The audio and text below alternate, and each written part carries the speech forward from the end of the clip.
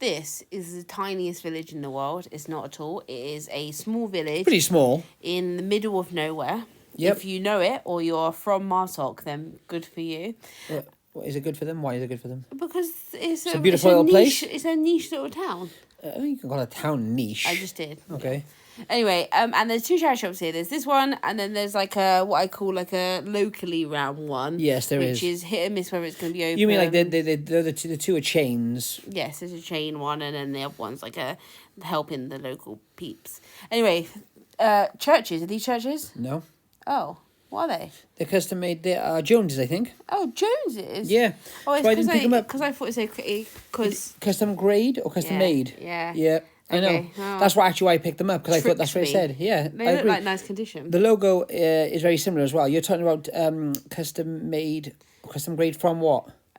Churches. I showed you this because what's the guy's name? Guy Ferrari. Ferrero or Ferrari? Ferrari. Is it Ferrari? Ferrari. Like Ferrari Rocher? Yeah, because I always, when I was little, always thought it was fiery because he had more fiery See shirts. that? Yeah.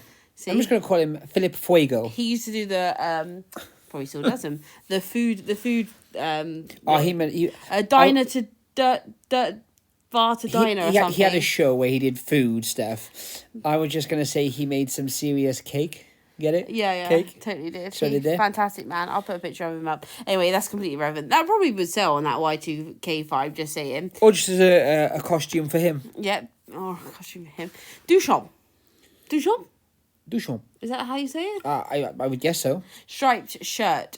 This is one of those brands that is very high end. It costs a lot retail, but has been destroyed by People eBay. like us. Yeah, people like us. Not people like us at all. No, it's just one of those brands that it doesn't sell very well for us personally. We do like to pick up the ties. The ties, the suits to go well, but general shirts, like I just don't think people. They just don't. There's a lot of them in the world. That's a vintage Woolworths jumper. Like, let's just have a round of applause wherever you are, wherever you're watching this. Just give yourself a clap because that was Woolworths. I saw my Debenhams dress.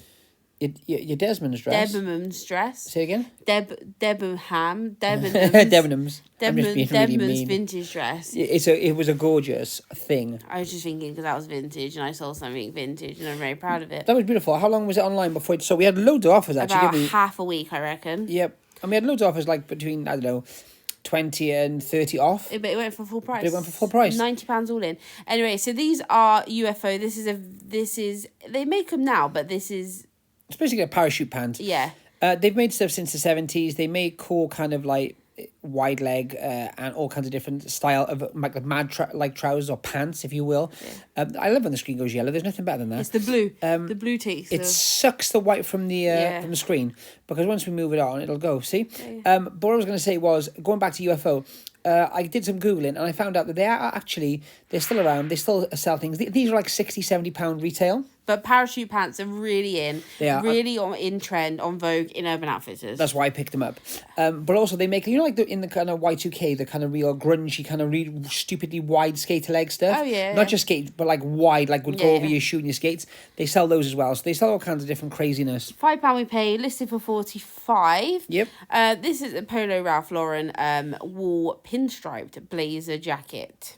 It was, I think, how much was it? 25, 35, 45, 1,000. It wasn't expensive necessarily, but it's just is like, I don't know.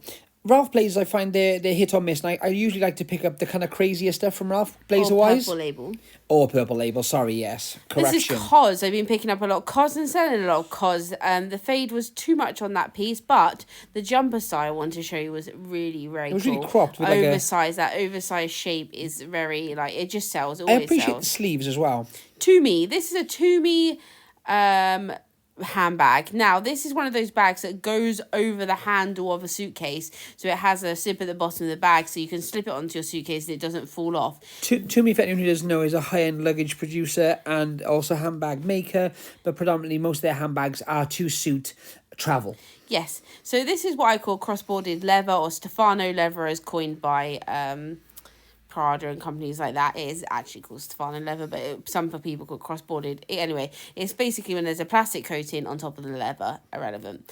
This is in like a nice new colour. It was missing its long strap, as far as I can tell. It was also personalised on the one side of this thing. Yes, which we can just turn that round and declare it. That's fine enough. Anyway, it was listed. It was out for £4. Retail on this bag is £495. Well, hit me down and call me Teresa. Because it has condition issues, I've listed it at 80, because there is markings to the leather, etc., so on and so forth. They also don't go, I'll be honest, like in comparison to retail for a lot of like leather, luxury kind of goods companies, unless you have like one of their suitcases or some of their like standout pieces, they don't like really correlate You get about a quarter. Hugely with retail, yeah, exactly. So although that's still a solid price for a few pounds spent, don't expect 300 or 400 for one, you know? Essential Antwerp, I love picking up Essential Antwerp, especially new label. This is beaded, it has a bow, it's floral. I didn't see how much we paid for it, £4 or £5. Talk about this one though, because I love this 60, one. 65. I picked this up because it was giving me strong Windsor vibes, Windsor London, mint green like flowy shirt, and I said I'll look it up in a minute once I finish doing my reel. Paid £4 for that, by the way. And funny enough, 3 garments down, I found a Windsor knit, a cotton knit, short sleeve, oversized. Talk about funny, that was hilarious. T-shirt, as we see here. I don't know, I never know what to call this garment. Is it a T-shirt? Is it a top? Is it a knit? Is short sleeve knit? Knitted short jumper? Knitted short sleeve garment. How about that? I've listed that for 70, paid £4.50, I believe, or something like that. Anyway, so this is the brand. It's Libby London, and I did some of my Googling, my magic Googling, and I found out it is very similar to Windsor London. It is a tailoring brand, but like for the more modern businesswoman. Retail on a shirt is between... That sounds terrible, just to let you know. £150 and £220. Wowzers. Yep. There are barely any comps for it on eBay. There are a couple. And so I'm going to set the market at £4. At £4. No, we paid £5. I put 50 on it. Look at that. Looks like it's a heat wave. Okay. What'd you say? £4.50? 50. No, you're not listening to me, are you? £4 to 50. It's Austin's birthday today, and he thinks he's really special, and he doesn't have to listen to people. Excuse you. You I'm always special. You are special. Happy birthday. Anyway, carrying on. Next shop is this one. This is another tiny town. I would like to find all the towns in the UK with like one charity shop. You know, the tiny town charity shops. They're called one stop charity shop towns. No, they're not called that. No, they're not called that. I don't even. I tried to make it work. Just leave me alone. Know why you thought that? Because I like these ones. This one used to be so fire. This shop used to be so. This good. had one of the first like what I would call like. We found a lot of like other vintage and older things and kind of like this is just a basic Ralph shirt, but it was really nice condition. We found a lot of different kind of stuff picking, but one of the first big items or big money items we found was an Ivory leather jacket in here. Yeah. And it cost like £10, I think it was. At the time we were like £10 on a jacket. Oh, shall we, shan't we? It sold within Ireland maybe a month or so. But it sold for how much? $375. And I think that was one of the main reasons we were like, I think the high end thing kind of works. Well, that and our backgrounds in luxury market. No, I'm saying as regards resale, because at charity shops, I'm saying you can resell stuff all day long. You can buy it on the internet, you can buy it here, you can buy outlet stuff. What I'm saying is vis-a-vis charity shops and luxury, because everyone thinks when they first start picking, you can't possibly find those things in there, as I'm currently finding Gucci sunglasses in a... There you basket. Go. See? So Austin rummaged in this little basket of sunglasses and he found a pair of sunglasses. We previously actually picked up another pair of Gucci sunglasses in not in this video but this day, and we didn't record it. It was the first shop we went into and we were like, should we not record? And we were being cheeky monkeys. Anyway, well, sometimes what it is like you just said, sometimes when we go to a town and it's like just one shop or a couple of shops, think I'll get out. Like I have to kind of put the strap on. Oh god, that's terrible. I have to put the thing on the camera on the GoPro on every single time we get in, so it's kind of part of what we do. But we paid £40 for the first pair, 1990s Gucci sunglasses, which you will see in a minute. And then Austin found these bangers, late 90s Gucci sunglasses, Tom Ford era. They're like green what's the word? Transparent green with like a blue lens, for £1. £1. And there was a little bit of wear to them. They weren't like mint condition. But for £1, I think we're okay. So I did a little close up for you to enjoy. quick interlude to talk about these two bad boys. Firstly, bad boys. Look how cool they are. Two very sort of different pairs of sunglasses, but in theory similar. So I wanted to talk about them. So the first ones we found, and we found these off camera, because you would have seen these. We found these off camera, and I wanted to show you them because we got them on exactly the same day, and I found that interesting. So they're both Gucci. These we put on Instagram. If you don't follow us on Instagram, it's just at the Luxury Pickers, to see what we get up to on a daily basis. But these are logos on the side. They're a tortoiseshell, classic tortoiseshell. They're what I call half lens, so they're like really, really very narrow. Like that's my thumb. It's like a thumb and a half. These are, I would say these are women's sunglasses. However, obviously all sunglasses are unisex. It's just when it comes to sizing that men's can be slightly bigger on the head. But these fit me perfectly. And they also fit Austin perfectly. So I'm going to say unisex. Logo on the inside, made in Italy, and then they always have a serial number on the other side. These are obviously very wearable. The tortoiseshell is very neutral. The only thing that is sort of different is the size of the lens is narrow, so they won't be for everyone. You've really got to wear them sort of on the tip of your nose for them to actually look normal. If you push them right up the arch of your nose, you just look a bit strange. Anyway, so we paid £40 for these ones. They were in a cabinet. Well worth £40 even without a case. As everyone knows, we do try and source cases. So if we ever find empty cases, then we do collect them and keep them for this reason. If you ever need a replacement. We don't have I do actually have a replacement Gucci case at the moment, but it's not in the same time era. So these are 1990s. Gucci sunglasses. They did produce a lot of sunglasses just like they do now. So to pinpoint the exact era, they have to be sort of a more unusual shape or a more iconic shape, if that makes sense. However, I've listed these for £200 without case in this condition, which is basically very good. Because of the style, it's very in that 2000s look, that 90s look, very much making a comeback. Chanel have literally just released a pair like this. Balenciaga do a pair like this. Prada do a pair like this currently. So they're very wearable, and some people like to have like the original glasses. The next pair are slightly different. So they're also 90s, but these are designed during the Tom Ford era. Tom Ford wouldn't have designed these because Tom Ford was head of women's wear. And how luxury companies are made up obviously depends on company to company, but with most companies, head of women's wear is ready to wear catwalk fashion, and then you collaborate with the head of small leathers and the head of leather goods who make handbags and first stuff, and then you collaborate with head of accessories, head of footwear, etc. And they all the creative director sets the tone, and then everyone sort of like works to that note, and then they all collaborate in some manner in their different fields, if that makes sense. So these are Tom Ford era, but then obviously, so you can list them as Tom Ford era because they are late 90s. They did a few variations of this style of sunglass. This is when the oval was starting to come in the late 90s. It's sort of like very like Jackie O, but sleeker, if that makes sense. These are in green, which is really nice. The green is like a muted army to green, very fitting with the utility-esque movement of the world, but still keeping that Y2K early 2000s look. They have a blue tinted lens. As you can see, it's not opaque black, it's got a blue tint to it, which is also unusual and contrasting with the green, which I think will help them sell. There are a few of these listed on Vestiaire and Etsy and things like that, both in the UK and out of the UK. So they're an easy sell. These were £1. I've listed these for £150, just because the conditions are a bit varying. There has been some wear on the inside, like the serial numbers wearing off. The serial number on that side you can see, but that on that side is wearing off. So they're not as mint condition as these ones. I also think these ones are more universal. Obviously, this is technically a women's pair of sunglasses. It can be unisex, but this one is a more sort of general pair, if that makes sense, like an everydayer. This is more, a tiny bit more niche.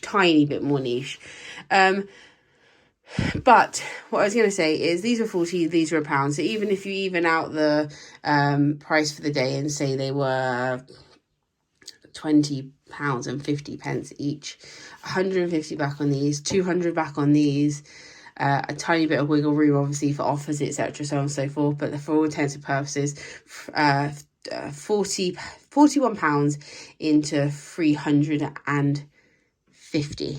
Sunglasses, these were in a basket for £1, these were in a cabinet for 40. So some people know and some people don't, and either or, you can pay up or you can find them rummaging. You're still going to make a very healthy profit. If any of our viewers suffer with epilepsy, I apologise for that camera work. If you're still here, great. If you're not, I don't know what to say. Should I put a warning on the screen? Like that...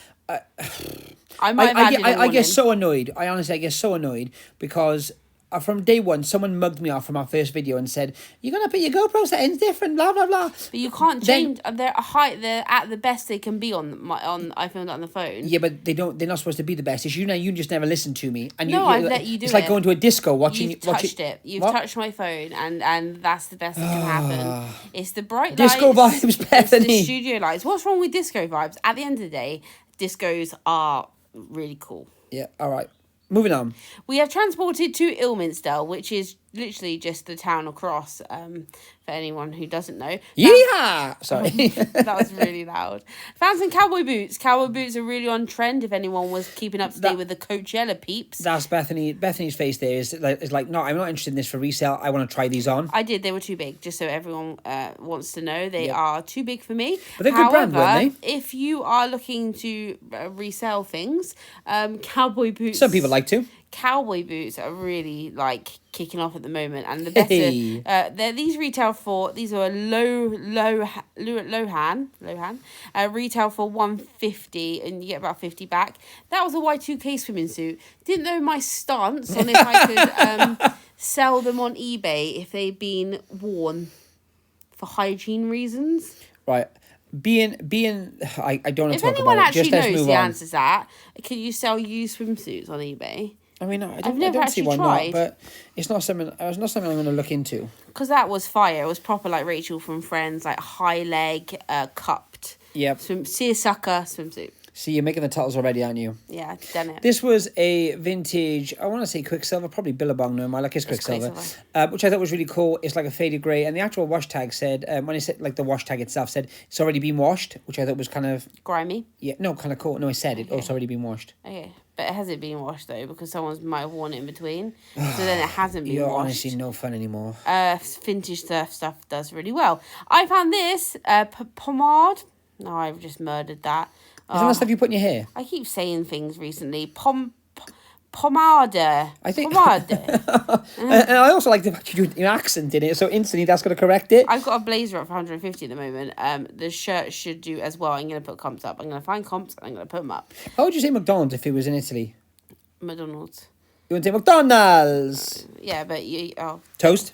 This is toast. This is an ochre yellow. Oh, I like that. Yeah, that's ochre, gone into the title. All right, fair enough. It's 100% super fine wool. Not just fine. Super fine. Super fine. Yeah, I get what they're doing there. It's 8. It's a size 8. It's relaxed fit. It's got a little pocket. It's doing things. Is that relaxed 8? It's a size 8 that's relaxed fit. Okay. Didn't look very relaxed. Yeah, that would have been like, it won't cling to you.